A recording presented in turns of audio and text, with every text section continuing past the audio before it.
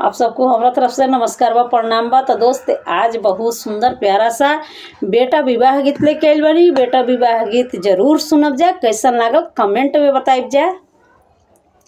चलले बेटा के पापा बनारस, बेटा के बियाह करे।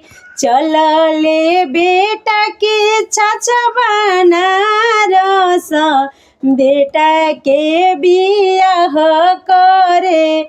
घेरी लिहले काली बदरिया, कैसे के बेटा बियाह भी। घेरी लिहले काली बदरिया, कैसे के बेटा बियाह भी हो।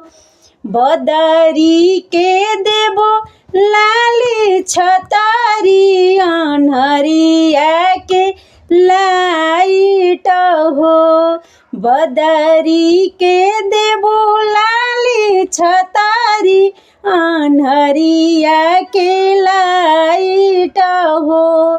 दुआरे पर तमुआ तनइबो, वैसे के बेटा बियाह भी हो। दुआरे पर तमुआ तनइबो, वैसे के बेटा बियाह भी हो।